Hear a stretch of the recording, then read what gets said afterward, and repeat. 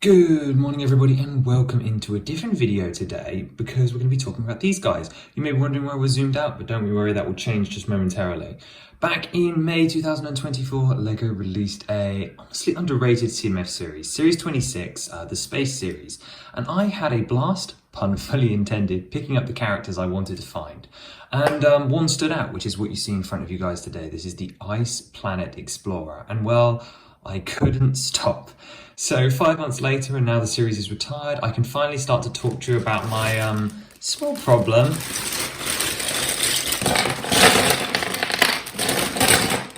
I may have too many Ice Planet Troopers. So, all laid out, and after that mess cleared up, it's over 32 figures in total.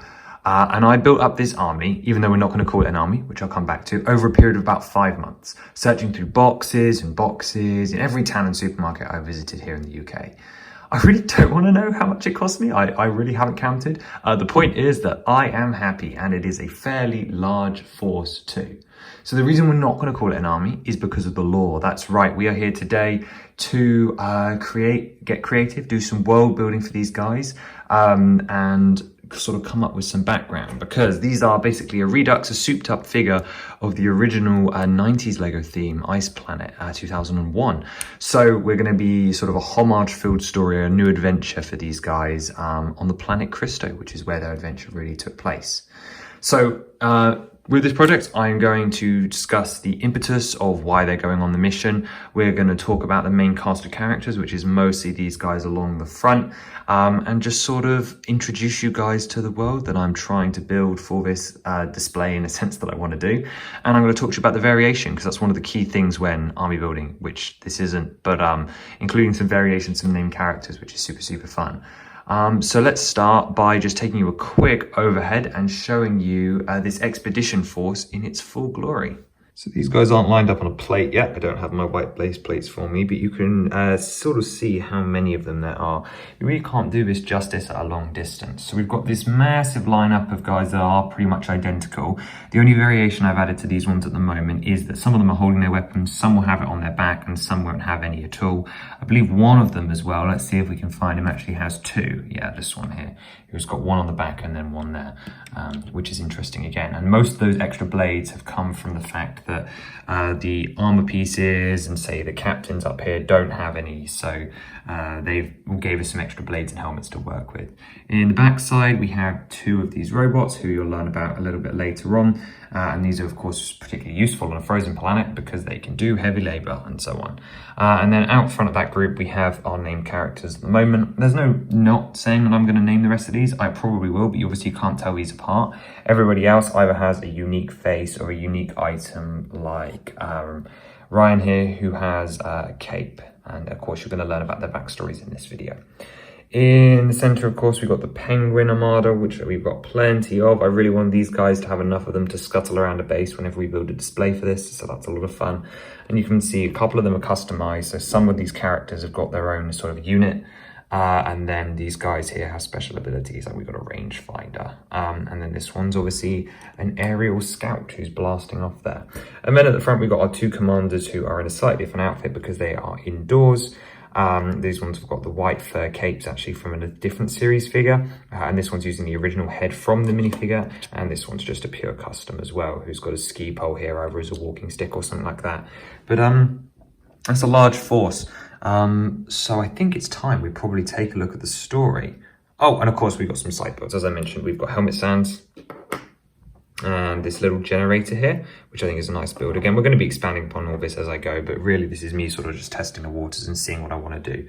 Definitely would like some more variation, and to be honest, even more of them. But now that they're retired, I think the growth is going to slow down because, well, they're retired and they are expensive.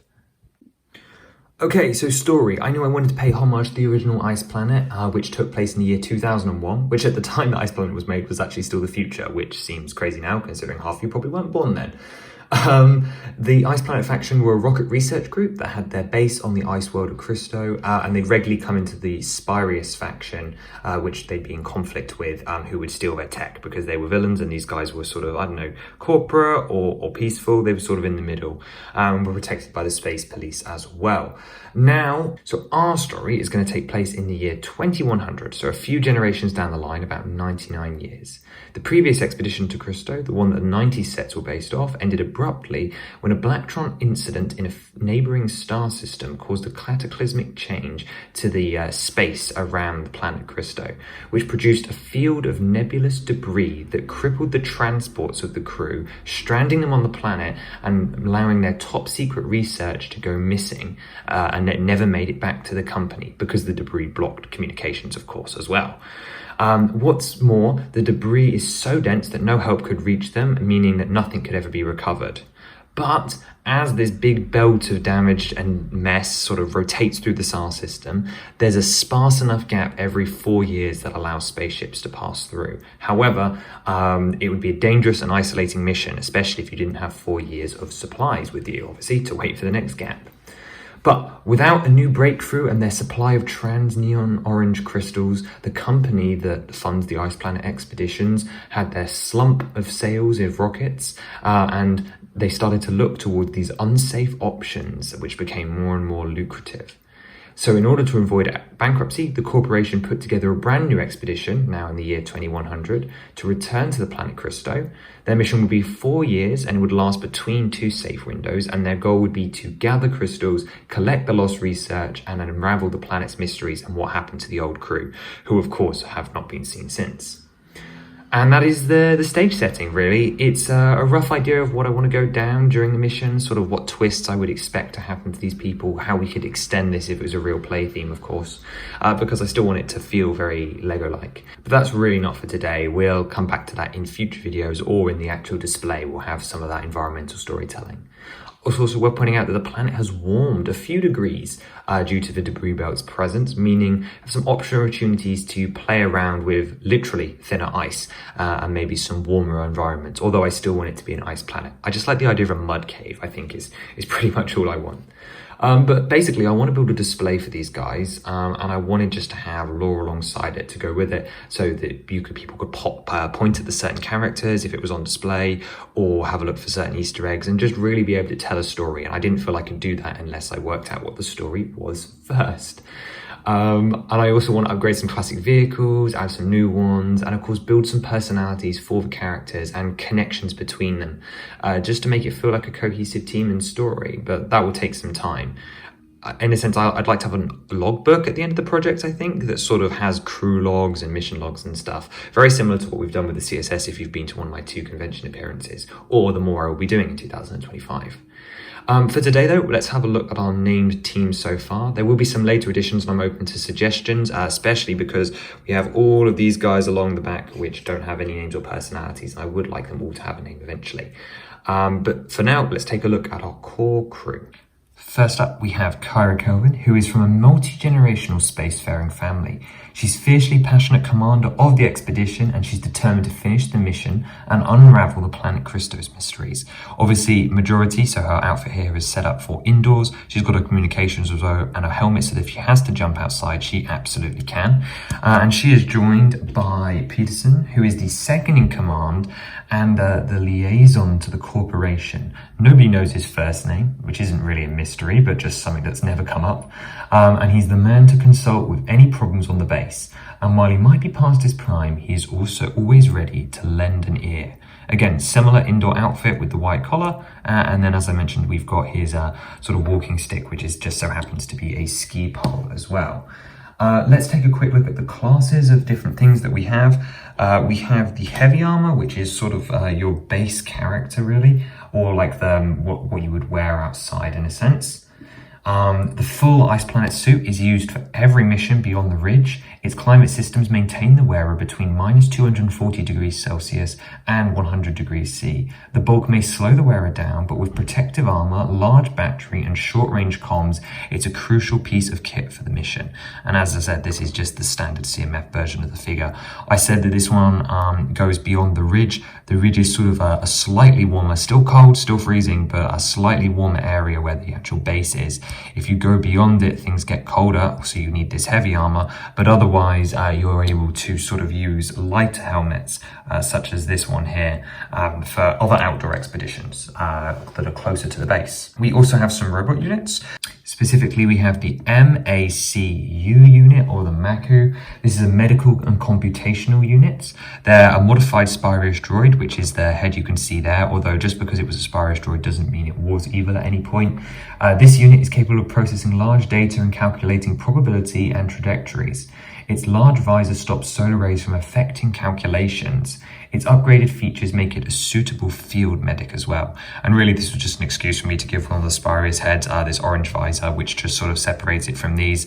And as I said, it needs the solar rays to avoid its maths from getting corrupted, which is unlike this guy, which is just your normal BFB unit, which stands for brute force bot, which again, same Spyros mod, but without the visor to protect it in a sense. The crew have given them the nickname brute force bots as they are simply programmed and handy for hard tasks. They never complain and commonly back up missions in a variety of roles. They wear no helmet due to their mechanical nature, and of course they're not having high function, so of course they can get plenty irradiated, and maybe that actually goes wrong on a mission at some point. But a little bit simpler than our BFBs, and we had 4 of those in the existing armor. Right, and then our last sort of class is the penguins, who I've got here on a little stand together, and these are called Penguino units. I know, just a little silly name for them. The lovable robot companions are everywhere on the Cristo base, helping with specialized or general tasks, and most ranking personnel, so our named characters, claim 1 or 2 for personal use in the field, and then they might modify them depending on their skill set. But just the general ones around the base can either do mechanics, think of them like your R2-D2s, and they do various other things, but yeah, there'd always be one around depending on whatever you're doing. So that's all the classes. Everyone else is either in heavy or light armor, but some of our named characters have modified heavy armor. But let's go through the ones that aren't in heavy armor at all first. We have our 3 sort of light field workers. I think I probably need more of these eventually, but again, it's just a matter of getting the parts really. So here we have Tessina Tegua, who is a hard-working and focused officer. She's often remarked as boring by the rest of her team on the base. However, this gives her plenty of time to work through the mysteries of Cristo. She's trained in archaeology, and she hopes to discover what happened on this planet.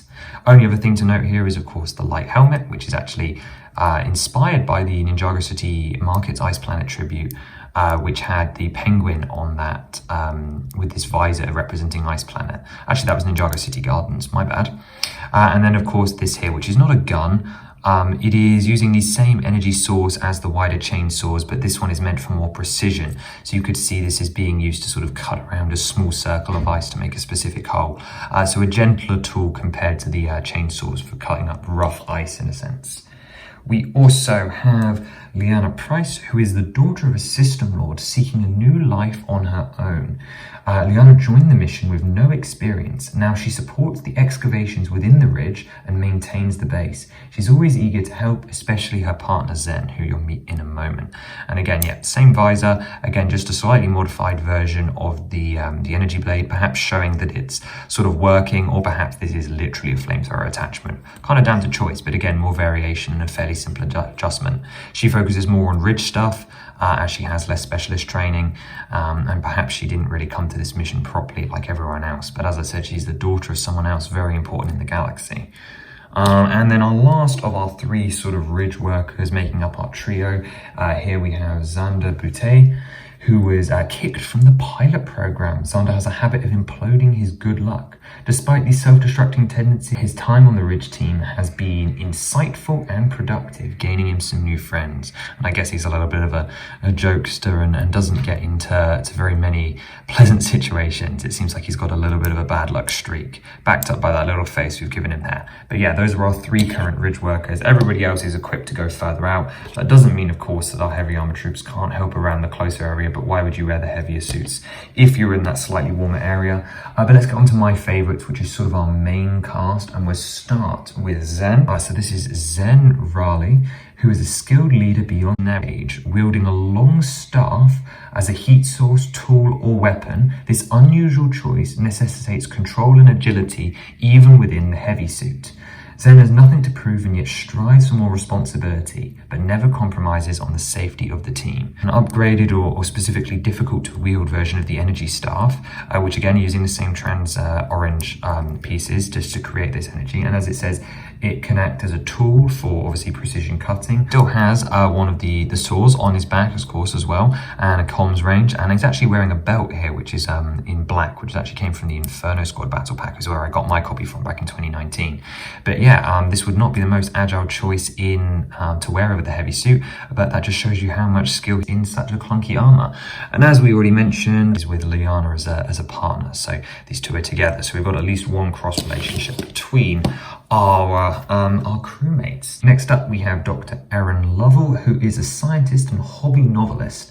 She regularly joins exploratory missions outside beyond the ridge and has become very efficient in the heavy armor, as well as an adept navigator, hence this thing here. Her 2 modified Penguino units record everything for her research, and we've got her camera one here, and the microphone one is actually just with someone else right now, but here's the microphone one. So she's recording everything she sees. She's navigating using this little holo map here, which is projecting where her location is. And of course, she's still got her chainsaw, but it's on her back here. And as I said, to the ranking officer here with 2 Penguino units to their name, which Zen didn't specifically have. Okay, who's next?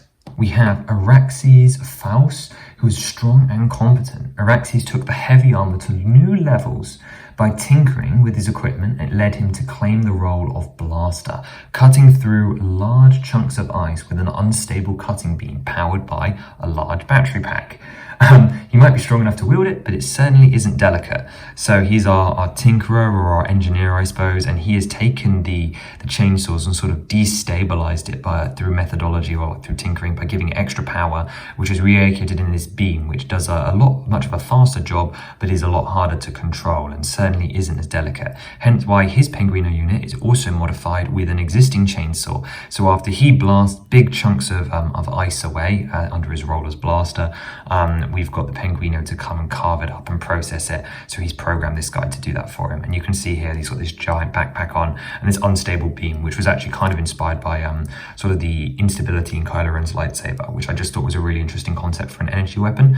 So yeah, that's Araxes. And to be honest, I kind of have the canon, I guess, that he would be the one that made the staff and worked with Zen to sort of get this working and suitable to use in heavy armor. So he's kind of like our tool maker, and he will have made something else for the team as well, but we'll leave that for a later date. And then lastly, we have Ryan Lightwatcher, and that's not spelled normally because nothing in this series is. That's R-I-A-N, and he is the team's wanderer who travels long distances along the ridge to scout for danger and opportunity. He travels on foot with only a long-range communicator and his Penguino.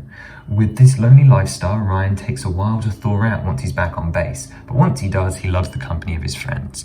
And yeah, he's going a long ways out for a long time. He's got this silly extra cape, really, and a longer antenna range out his back. And of course, he's still got his chainsaw, binoculars, and all the usual stuff, and then just a Penguino to boost his communicator signal.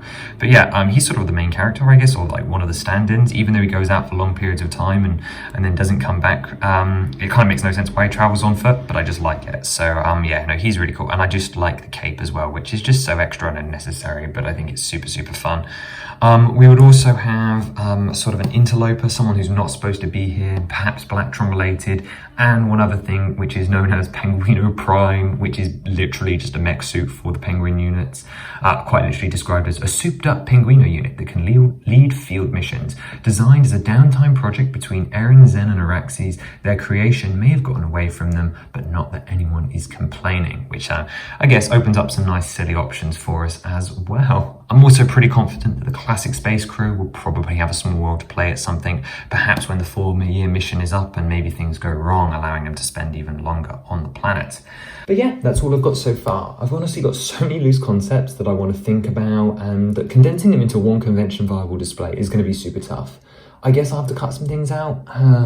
Oh well. Anyway, let me know if you guys are interested in seeing more of this project. I mean, I'm going to do videos on it regardless, but if you guys are interested, maybe we can turn the actual mission into stories or sort of video comics that can be recounted in videos here on the channel using mocks and stuff. Anyway, it's another mixed media Lego project for me and a way to use all these figures. Anyways, drop your favorite character and any suggestions down below, and I will see you next week. Bye bye.